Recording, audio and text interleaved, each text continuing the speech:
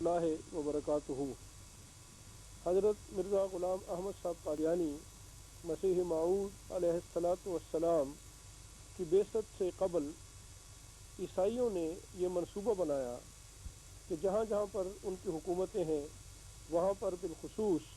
وہ ان تمام ممالک کو عیسائیت میں داخل کریں، ان پر بھی مشنری موو، چونکہ اس وقت دنیا بھر میں عیسائی حکومتیں قائم تھیں، بنا ہوا تھا، یعنی دنیا کے اکثر و بیشتر ممالک انگریزوں کے زیر نگین تھے۔ ایسے دور میں انہوں نے اپنے مبلغوں کو، جو بہت پڑھے لکھے تھے، آکسفورڈ اور کیمبرج یونیورسٹیوں میں پڑھے ہوئے تھے، ان کو میدان تبلیغ میں بھجوایا اور ان کے پیچھے پیچھے بعض اور بھی ایسی چیزیں ان کے ساتھ کر دیں جس کے نتیجے میں ان کو اس بات میں کامیابی حاصل ہونا شروع ہو گئی کہ وہ لوگوں کو عیسائی بنا سکے۔ سب سے بڑی بات جو ان مبلغین کو حاصل تھی وہ تو یہ تھی کہ آگے آگے مبلغین بائبل ہاتھ میں اٹھائے تبلیغ کرتے تھے، اور ساتھ ہی انگریزی حکومت اپنے پورے جاہ و جلال کے ساتھ، اپنے مال و ملال کے ساتھ ان کی مدد کے لیے کمر بستہ نظر آتی تھی۔ اس سے بھی کہ تمام جو میڈیا تھا عیسائی دنیا کا، ان کے اخبارات، ان کے رسائل اور کتابیں اس بات کے لیے وقف ہو گئی کہ ان مبلغین کی کارناموں کو بہت جلی حروف میں وہ شائع کریں۔ اگر کوئی مبلغ کسی ملک میں قدم رکھتا تو فوری طور پر ہندوستان تو کیا، باقی جہاں جہاں بھی انگریزوں کی حکومتیں تھیں ان کے کاموں کو اجاگر کرنے کی کوشش کی جاتی اور پراپیگنڈا مشینری پوری طرح حرکت میں آ جاتی۔ ان باتوں کے ساتھ یہ قدرتی بات تھی کہ وہ ممالک جہاں پر یہ تبلیغ کے لیے گئے، جہاں غربت تھی، پسماندگی تھی، تکلیف اور پریشانی تھی، بیماریاں تھیں، جب ان کے پاس یہ لوگ گئے اور انہوں نے اپنے پیسوں کے بلبوتوں پر وہاں پر ان کے علاج کی طرف کچھ توجہ کی، کچھ ان کو عہدوں کا لالچ دیا، ان کے لیے اسکولوں کا لالچ دیا، ان کو کہا کہ ہم تمہیں حکومت میں شامل کریں گے، تو قدرتاً کچھ لوگ ان کے ساتھ آنے شروع ہو گئے، اور اس طرح انہوں نے وہ جو ایک یلغار تھی عیسائیت کی اس میں پیش قدمی کرنی شروع کر دی۔ اور میں اس کی تفصیل میں نہیں پڑھنا چاہتا، آپ لوگ اس کو اچھی طرح جانتے ہیں کہ عیسائی منادوں نے یہاں تک کہنا شروع کیا کہ یہ حکومت ہمیں یسوع مسیح نے اسی واسطے دی ہے تاکہ ہم ساری دنیا پر یسوع مسیح کی صلیب جو ہے اس کو گاڑ سکیں اور ساری دنیا کو عیسائی بنا سکیں۔ یعنی وہ اس حکومت کو یہ خدا تعالیٰ کی اس طرح کی نعمت سمجھتے تھے کہ یہ اس واسطے ان کو ملی ہے تاکہ وہ دنیا میں عیسائیت کو غالب کر سکیں۔ یہ دور اسلام کے لیے بہت ہی پرآشوب دور تھا۔ اسلام کے نامی علماء نے اس زمانے کے، اگر ان کی تحریرات کو پڑھیں، ان کے منظوم کلام کو پڑھیں، تو آپ کو اس میں یہ نظر آئے گا کہ انہوں نے اس بات کا رونا رویا ہے کہ اسلام کا تو نام باقی رہ گیا ہے اور دھڑا دھڑ لوگ جو ہیں وہ اسلام کو چھوڑ کر عیسائیت میں داخل ہو رہے ہیں۔ ہندوستان ایک خصوصی ٹارگٹ تھا، افریقہ ایک خصوصی ٹارگٹ تھا عیسائیوں کا، بعض دوسرے اسلامی ممالک ان کے خصوصی ٹارگٹ بن گئے، اور انہوں نے یہ اعلان کرنا بھی شروع کر دیا کہ یہ افریقہ کا تاریخ بر اعظم اور ہندوستان کا جو بر صغیر ہے اور دوسرے ایشیا کے چند ممالک جو ہیں یہ عنقریب پکے پھل کی طرح عیسائیت کے آغوش میں آ گریں گے۔ ایسے وقت میں حضرت مسیح موعود علیہ الصلاۃ والسلام یعنی حضرت مرزا غلام احمد صاحب قادیانی علیہ السلام نے دعویٰ کیا، اور آپ نے فرمایا مجھے خدا نے اس لیے کھڑا کیا ہے کہ میں عیسائیت کی اس یلغار کو روک سکوں اور میں اسلام کو باقی ادیان پر غالب کر سکوں، اور یہ میری زندگی کا مقصد ہے، جو مقصد میرے لیے حضرت محمد مصطفیٰ صلی اللہ علیہ وسلم نے قرار دیا ہے۔ آپ تنہا اٹھے، آپ کے پیچھے نہ تو عیسائیوں کی طرح کوئی حکومتیں تھیں، بلکہ سچی بات یہ ہے کہ اسلامی حکومت آپ کے خلاف ہو گئی اور آپ کے خلاف انہوں نے کفر کے فتوے جاری کیے۔ آپ کے پاس مال و دولت بھی نہ تھا۔ اگر اس وقت کے حالات، تاریخ کے حالات کو پڑھا جائے تو آپ کو حیرت ہوگی کہ بعض دفعہ اپنے لنگر کو چلانے کے لیے بھی آپ کے پاس پیسے نہیں ہوتے تھے، لیکن اللہ تعالیٰ کی طرف سے کیونکہ آپ کو کھڑا کیا گیا تھا، یہ تو ناممکن تھا کہ آپ کو خدا نخواستہ کسی رنگ میں عیسائیت کے مقابل پر شکست ہوتی۔ اس واسطے باوجود اس ساری بے سر و سامانی کے اللہ کے توکل پر، دعاؤں کے زور پر اور محمد مصطفیٰ صلی اللہ علیہ وسلم کی اہل پیشگوئیوں کے مطابق آپ نے اپنے مشن کا آغاز کیا اور دن بدن آپ کی مشن کو ترقی نصیب ہونی شروع ہوئی۔ انگریزوں کو اس بات سے گھبراہٹ بھی ہوئی، آپ کے خلاف خفیہ رپورٹیں بھی برطانوی حکومت کو بھجوائی گئیں، جس میں مسلمان علماء بھی شامل تھے، عیسائی بھی شامل تھے۔ آپ پر قتل کے مقدمے بھی دائر کیے گئے۔ غرض یہ ایک لمبی داستان ہے جو آج کی اس گفتگو کا موضوع نہیں۔ میں بیان کرنے کا صرف مقصد یہ ہے کہ یا تو وہ دور تھا کہ جب آپ مشنری کا لفظ استعمال صرف عیسائی مبلغ ہوا کرتا تھا، تو بھائی نہیں، اور جب آپ تبلیغ کا ذکر کرتے تھے تو اس سے مراد صرف عیسائیت کی تبلیغ ہوا کرتی تھی، اور عام طور پر مغرب سے مشرق کی طرف یہ مبلغین سفر کیا کرتے تھے اور ان ممالک کی تبلیغ کرتے تھے۔ حضرت مسیح موعود علیہ الصلوۃ والسلام کی برکت سے اور حضور کی تعلیمات کے نتیجے میں ایک جماعت مبلغین کی مسلمان احمدیوں میں ایسی تیار ہو گئی جنہوں نے مشرق سے مغرب کی طرف یلغار شروع کیا، اور نہ صرف یہاں بلکہ افریقہ، ایشیا، امریکہ اور یورپ کے تمام ممالک میں اپنے مبلغ بھجوانے شروع کر دیے، اور جو نظارہ تھا وہ بالکل ہی بدل گیا۔ یا تو وہ دور تھا کہ عیسائیت ہی صرف آگے کو بڑھ رہی تھی، اور یا یہ دور تھا کہ عیسائیت پسپائی پر مجبور ہو گئی۔ آج جس بات کا میں تذکرہ کرنے والا ہوں وہ یہ ہے کہ مغربی افریقہ میں جماعت احمدیہ نے عیسائیت کا مقابلہ کیوں کر کیا اور کیسے کیا اور اس کا آغاز کیسے ہوا۔ یہ داستان لمبی ہے، میں اپنے آپ کو صرف اس آغاز تک محدود کروں گا جو ہماری تبلیغی جدوجہد کا افریقہ میں ہوا۔ حضرت مولوی عبد الرحیم صاحب نیر حضرت مسیح موعود علیہ الصلوۃ والسلام کے صحابی تھے۔ خاکسار نے ان کو بارہا قادیان میں افریقہ کے بارے میں تقریر کیا کرتے تھے کہ میں اس وقت آخری جماعت کا طالب علم تھا، میں خود اس میں کئی مرتبہ شامل ہوا اور میں نے ان کی تقاریر کو سنا۔ تو حضرت مولوی عبد الرحیم صاحب نیر جو تھے وہ پیشے کے لحاظ سے ٹیچر تھے، اسی واسطے ماسٹر عبد الرحیم نیر رضی اللہ تعالیٰ عنہ کے نام سے بھی یاد کیے جاتے ہیں جماعت میں۔ آپ 1883 میں پیدا ہوئے۔ آپ کو حضرت مسیح موعود علیہ الصلوۃ والسلام کو کیسے پتہ چلا، یہ بھی ایک دلچسپ بات ہے۔ آپ فرمایا کرتے تھے کہ میں ایک ہندو بڑا مشہور تھا،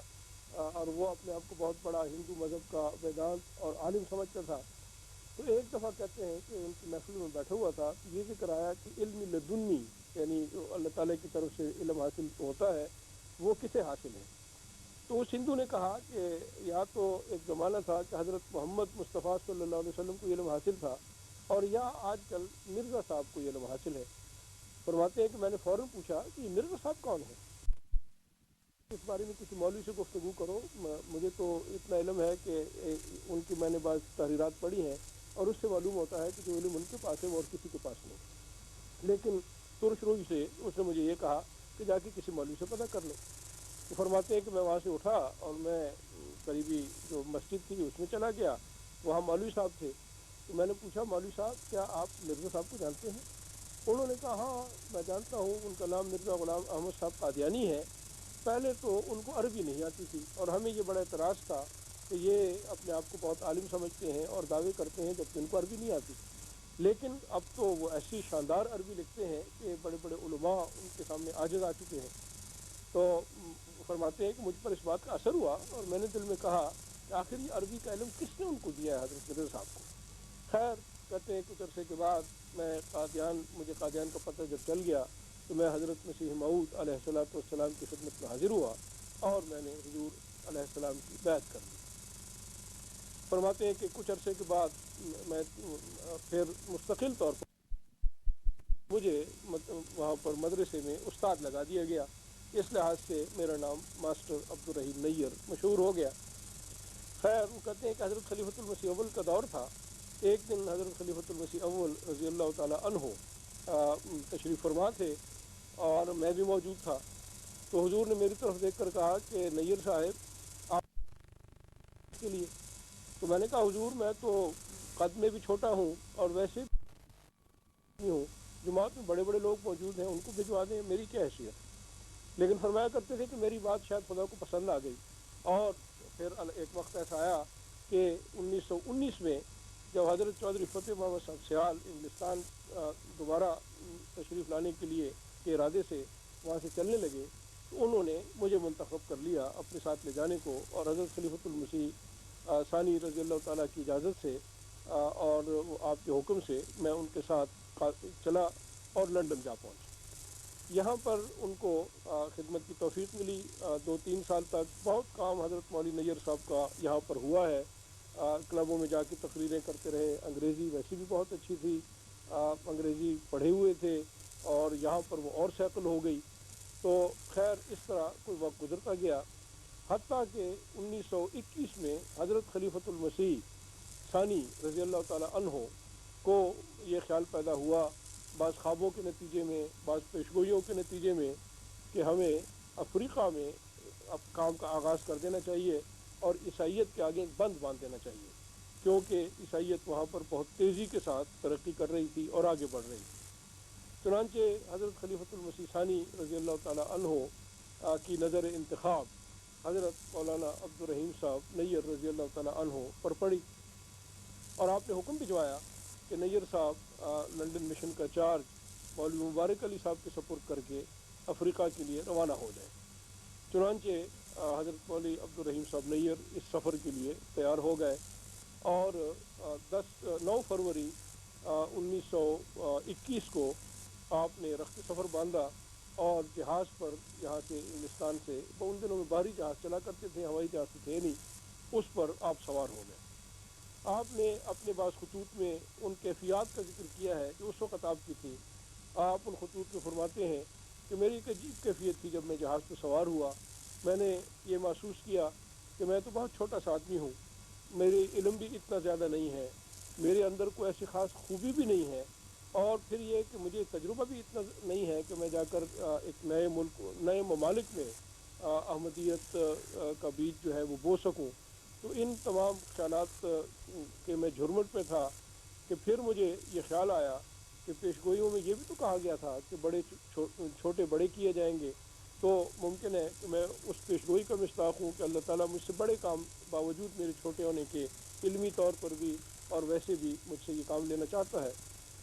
ویسے بھی آپ اگر سوچیں تو بہت مشکل کام ہے، ایک شخص جو ناز و نام میں پلا ہو، پھر وہ انگلستان میں تبلیغ کا کام کرتا رہا ہو، اور اس کو ان ممالک میں بھجوایا جائے جہاں پر اس زمانے کے لحاظ سے نہ تو کوئی کمیونیکیشن کا سسٹم موجود تھا، ٹرانسپورٹ کے لحاظ سے بھی کوئی خاص حالات نہیں تھے، غربت اس قدر تھی کہ احمدی مبلغین کو تنخواہیں بھی وقت پر ملنی ناممکن تھی۔ تنخواہ کا لفظ میں نے غلط استعمال کیا ہے، الاؤنسز بھی جو تھوڑا سا ان کو گزارے کے لیے رقم ملتی تھی وہ بھی بعض دفعہ مہینوں ان کو میسر نہیں ہوتی۔ خیر حضرت مولانا عبد الرحیم صاحب نیّر اس سفر پر روانہ ہو گئے، اور چلنے سے پہلے انہوں نے ایک شخص کو جو سیرالیون میں مسٹر خیر الدین کے نام سے تھے اور وہاں محکمہ تعلیم میں ملازم تھے اور ان سے کچھ تعلق رکھتے تھے حضرت عبد الرحیم صاحب نیّر رضی اللہ تعالیٰ عنہ سے، ان کو ایک خط لکھا کہ بھائی میں آ رہا ہوں اور سیرالیون بھی چند دن قیام ہوگا جہاز کا، تو میں وہاں بھی کچھ عرصہ ٹھہروں گا، اس کے بعد میں اپنے سفر پہ آگے نکل جاؤں گا۔ ان کی منزل مقصود اس وقت غانا تھی۔ خیر فرماتے ہیں کہ 10 دن کے بعد یہ جہاز سیرالیون پہنچا۔ جب جہاز لنگر انداز ہوا تو فرماتے ہیں کہ میں نے دیکھا کہ درجن یا درجن سے زیادہ کے قریب کچھ لوگ بڑے زرق برق لباسوں میں وہ عرشہ جہاز پر آئے، اور انہوں نے میرے متعلق دریافت کیا۔ میں نے ان کو کہا کہ میں ہی عبد الرحیم نیّر ہوں، تو انہوں نے کہا ہم آپ کے استقبال کے لیے آئے ہیں، اور وہ اپنے ساتھ ڈھول وغیرہ بھی لائے ہوئے تھے، اور انہوں نے بڑی خوشی کے ساتھ میرے استقبال کیا، جو ان کے رسوم کے مطابق ناچنا شروع کیا، اور کہا ہم آپ کو لینے آئے ہیں، آپ آئیے، آپ کو ہم شہر میں لے چلتے ہیں، وہاں پر لوگ آپ کی تقریر کے منتظر ہیں اور ہم جاننا چاہتے ہیں کہ آپ کیا پیغام لے کر آئے ہیں۔ نیّر صاحب فرماتے تھے کہ یہ بات میرے لیے بہت عجوبے کا باعث تھی کہ اللہ تعالیٰ نے غیب سے ایسے انتظام کر دیے کہ میرے پہنچنے کے ساتھ ہی اللہ تعالیٰ نے میرے پہنچنے کی منادی بھی کر دی اور استقبال کے لیے کچھ لوگ بھی بھجوا دیے۔ خیر وہ فرماتے ہیں کہ میں ان 12 یا کچھ زیادہ رؤساء اور چیفز کے جلوں میں وہاں سے شہر کی طرف گیا۔ شہر میں ایک بڑی خوبصورت مسجد میں فرماتے ہیں مجھے جلوس کی صورت میں لے جایا گیا، وہاں پر 15,000 لوگوں کے قائم مقام موجود تھے۔ میں نے کھڑے ہو کر تقریر کی اور اس میں اسلام کی حقانیت بیان کرنے کے بعد حضرت مسیح موعود علیہ الصلوۃ والسلام کے دعویٰ اور آپ مہدی موعود کے آنے کا بھی ذکر کیا اور بڑی تفصیل سے لوگوں کو خوشخبری سنائی کہ جس مہدی کی خبر حضرت محمد مصطفیٰ صلی اللہ علیہ وسلم نے دی تھی وہ تشریف لے آئے۔ خیر، فرماتے ہیں کہ لوگوں نے میری بات کو بڑی توجہ کے ساتھ سنا اور ان میں سے بعض لوگوں کو ان کے دلوں پر اثر بھی ہوا اور کچھ بیعتیں بھی ہو گئیں۔ پھر فرماتے ہیں کہ مجھے بعض اور جگہوں پر بھی لے جایا گیا اور عیسائیوں نے پہلے تو فرماتے ہیں کہ میرا کچھ استقبال کیا، لیکن جب میری تقاریر کو سنا تو ان کو بڑا خوف پیدا ہوا اور انہوں نے میری کچھ مخالفت بھی کی۔ خیر، حضرت نیر صاحب نے گویا کہ ساحل افریقہ پر قدم رکھ کر احمدیت کا جو پودا تھا وہ وہاں پر لگا دیا۔ چند ہی دنوں بعد یعنی مارچ میں آپ نے حضرت خلیفۃ المسیح ثانی رضی اللہ تعالیٰ عنہ کی خدمت میں بذریعہ طار یہ اطلاع دی کہ 4000 افریقیوں نے بیعت کر لی ہے۔ یہ بہت بڑی خوشخبری تھی۔ حضرت خلیفہ ثانی رضی اللہ تعالیٰ عنہ نے فوراً اخبار الفضل میں ایک مضمون شائع کیا جس میں اس خوشخبری کا اظہار فرمایا اور ساتھ ہی آپ نے جماعت کو یہ کہا کہ وہاں پر جو مبلغ گئے ہیں ان کے حالات بہت تنگ ہیں، جماعت کے حالات بھی اتنے اچھے نہیں، لیکن جو بھی کسی سے ہو سکتا ہے آپ لوگ چندے ادا کریں تاکہ ہم اس یہ نظام جو ہے مبلغین کا اس کو وسیع کر سکیں اور افریقہ میں کچھ کام کر سکیں۔ جب آپ کا یہ مضمون یا پیغام اخبار الفضل میں شائع ہوا تو کچھ دنوں کے بعد جناب خواجہ حسن نظامی صاحب جو مشہور سجادہ نشین تھے دلی میں، انہوں نے حضرت خلیفہ ثانی رضی اللہ تعالیٰ عنہ کو خط لکھا اور اس میں لکھا کہ باوجود اس کے کہ میں آپ کے عقائد کا سخت مخالف ہوں اور اس مخالفت کو میں نے کبھی چھپایا بھی نہیں، لیکن یہ بھی حقیقت ہے کہ جب سے میں نے یہ بات سنی ہے کہ آپ کے کسی مبلغ کے ذریعے 4000 لوگ جو ہیں عیسائی یا بد مذہب وہ اسلام میں داخل ہوئے ہیں تو میری خوشی کی کوئی انتہا نہیں رہی، کیونکہ یہ وہ لوگ ہیں جو میرے اور آپ کے عقائد کے اختلاف کے باوجود حضرت محمد مصطفیٰ صلی اللہ علیہ وسلم پر اب درود بھیجا کریں گے۔ تو خواجہ صاحب کی یہ بھی شرافت تھی کہ انہوں نے اس وقت حضرت خلیفہ ثانی رضی اللہ تعالیٰ عنہ کو یہ خط لکھا۔ خیر، اس کے کچھ عرصے کے بعد یعنی جون میں پھر دوسری تار آئی حضرت مولانا نیر صاحب رضی اللہ تعالیٰ عنہ کی طرف سے حضور کی خدمت میں کہ 10,000 افریقنوں کی بیعت قبول کیجیے۔ یہ بھی بہت خوشی کے دن تھے جماعت کے لیے۔ اخبار الفضل میں یہ اعلانات چھپتے رہے، جماعت میں خوشیوں کے جلسے ہوتے رہے کہ ایک ایک دن میں 10,000 لوگ بھی احمدیت کے اندر داخل ہو رہے ہیں۔ نیر صاحب مرحوم رضی اللہ تعالیٰ عنہ کا کام صرف سیرالیون نہیں، غانا نہیں، بلکہ نائجیریا تک پھیلا ہوا ہے، اور آپ ان تمام ممالک میں گئے اور ہزاروں کی تعداد میں وہاں پر آپ نے جماعتیں قائم کی، اور اس کے بعد آپ واپس ہندوستان تشریف لائے، یہاں سے ہندوستان تشریف لے گئے، اور اس طرح جو افریقہ میں احمدیت یعنی حقیقی اسلام کی تبلیغ کا آغاز ہو گیا۔ اب آئیے ہم سیرالیون مشن کی ابتدا کی طرف چلتے ہیں۔ یہ تو ہے وہ کہ ان کے پاؤں وہاں پر پڑے اور اس کے نتیجے میں بیعتیں ہوئی، لیکن پھر بات ختم ہو گئی کیونکہ نیر صاحب تو آگے چلے گئے۔ 1936 میں پھر یہ حضرت خلیفۃ المسیح ثانی رضی اللہ تعالیٰ عنہ کی طرف سے یہ حکم گیا حضرت مولوی نذیر احمد صاحب علی اور حضرت مولانا نذیر احمد صاحب مبشر کو کہ سیرالیون میں تبلیغ کا انتظام جو ہے باقاعدہ بنیادوں پر شروع کرنا چاہیے۔ آپ نے حضرت مولانا نذیر احمد صاحب علی کو منتخب فرمایا کہ وہ جا کر وہاں پر اس مشن کو باقاعدہ طور پر قائم کریں۔ حضرت مولوی نذیر احمد جو ان دنوں ربوہ میں ہیں اور بیمار ہیں، میں ساتھ ہی ان کے لیے دعا کی بھی درخواست کر دیتا ہوں۔ بہت سلسلے کے پرانے خادم ہیں، بڑی بڑی قربانیاں انہوں نے سلسلے کے لیے کی ہیں، اور سلسلے کے لیے ان کی خدمات جو ہیں وہ بہت زیادہ ہیں، اور ہم سب پر یہ فرض بھی واجب ہوتا ہے کہ ہم ان کی صحت و تندرستی کے لیے دعا کریں۔ انہوں نے اپنے ذاتی حساب سے